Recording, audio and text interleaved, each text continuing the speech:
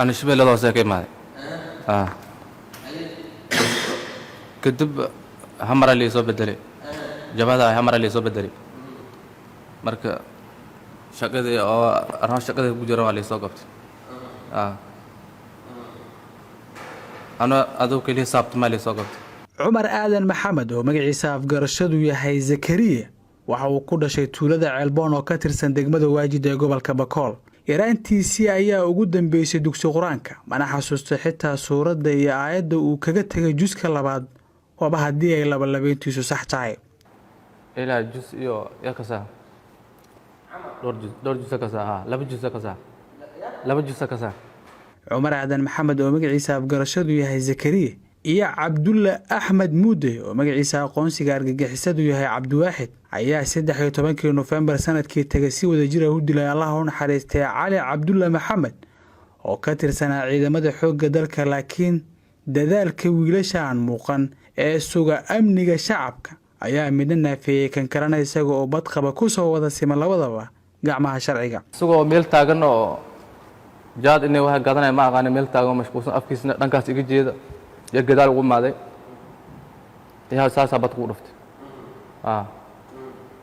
abad gadaal ugu keenay qoorta ku dhuftay maska meelaha ka bahday waa soo jeestay yar kale laba tilmaad waa iga kadib yar kale laba ku dhuftay ايش اكو بقتي اسا marka kadib unu waa baxanay aska baanay atar habada nagu bilaw abad yarka saaxiibka habada ku dhaaday markii anana sidaa u qabtay mas'uul waa dheewaysay waa kadibtay laba saddex jar ay kadibtay talaga tarbadnaa kaayna oo lagu ku badan yahay laba qof oo intaas iidan noo leek dhaasooday hanay ma ogtay sidaa nagu qabtay Muude waa reer baadiye aan aqoon dhaqanka magaalka laakiin loo soo xulay sida uu ugu dhaqri lahaa dadka muuqiisa qalafsan aniga waxaan nahay nin reer baadiye ah waxaan ku dhashay walweyn beledowgal gadaasheed meel ah dhinacaas aan ku dhashay magaalada Muqdisho ma maajin uleeyeen mamaanin waxaan u amaaday waxa uu ka sheekeynayaa sida ciidamada amniga ay u xaliyeen isku daygiisii baxsadka ahaa ee orodka mooyee aysan la jirin xirfadihii lagu yaqaan argagixisada gaar ahaan kuwooda gaadmada wax ku dila ay xambada isku dhaceen dhinaca uu cararkii carray inay xambada dhowr xambada ay u dhacday laakiin waxaan ka tirsanayaa al-shabaab aniga magaalada ma aqoonina meel oo maxaa la beerar badan ku toos meeshaan orod ku gooy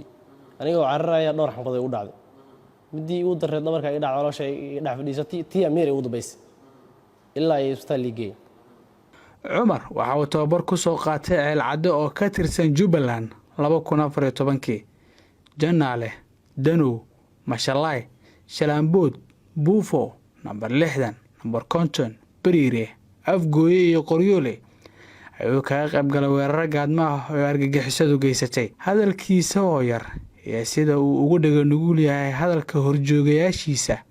dulqaadarida dhageysiga dadka kale iyo ka jawaabid la'aanta weydiimaha ay u arkeen maleeshiyada argagixisada inay tahay fursad xamar kaga banaan iga arkeen jooga dheer laakiin aan kor iyo koonfur kala aqoon Cabdulla Ahmed Muude ayaa al-shabaab ugu tagay ceel macallin cali oo degmada Walweyn hoos tagtay 2018 laakiin isaga ayaa doortay in shaqo looga dhigo magaalka maadaama uu baadiyaha cimrigiisa la qaybsaday jabhadnimadana uu ka doortay inuu ku magaalo joog barto dilka dadka Soomaaliyeed labada xukun sano ayaa loo haystaa dilka Allah u naxariistay Cabdullaahi Maxamed Hilowle oo ka tirsanaa ilaalada deegaanka iyo Cali Cabdulla Maxamed oo isna ahaa ciidamada difaaca dalka oo ay kala dileen October iyo November sanadkii tagay habraacyada baarista horgeynta maxkamadeed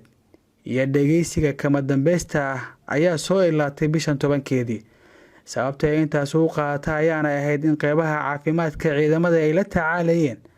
caawimaadda mid kamid ah labada xukun sano oo dhaawac uu soo gaaro waagaas maanta ay ugu dambeyn maxkamadda go'aan ka soo saartay sida uu warfidiyaanada u sheegay gaashaanle sare Xasan Cali Nuur Shuute gudoomiyaha maxkamadda darajada koowaad ee ciidamada qalabka sida marka ay dhageysatay maxkamaddu markhaatiyaashii la hor keenay midna ay u weydiisay marag furkooda waxay maxkamadda ka hor cadeeyeen in ay arkayeen labada eedeysana oo xabad ku furaya marxuum Cali Cabdulla Maxamed sidaasna ay ku qabteen iyagoo ku hubaysan bastooladii ay dilka ku fuliyeen markay aragtay maxkamaddu dambi muujinta ah kow cadeymaha laga qoray maragga iyo qiraalada laga qoray labada eedaysane. labo sawirrada labada marxuum iyo xaashiyaha dhakhtarka ee caddaynta dhimashada marxuumiinta kale ah cabdulaahi maxamed hilowle iyo cali cabdulle maxamed. saddex bistooladii ay ku hubaysnaayeen labada eedaysane. marka ay dhegaysatay maxkamaddu dooddii u dhexaysay dhinacyada kale ah xafiiska xeelaalinta ciidamada qalabka sida iyo qareennada difaacaya eedaysanayaasha, sidaa darteed maxkamadda waxaa u caddaatay in kow cumar aadan maxamed, labo cabdulle axmed muudey ay wada yihiin dembiilayaal gale dembiyada lagu soo oogay, waxayna maxkamaddu ku xukuntay dil toogasho ah oo ah qisaasta marxuumiinta kale ah cabdulaahi maxamed hilowle iyo cali cabdulle maxamed.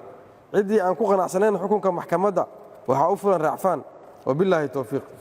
cabduqaadir ciise, warbaahinta qaranka, muqdisho.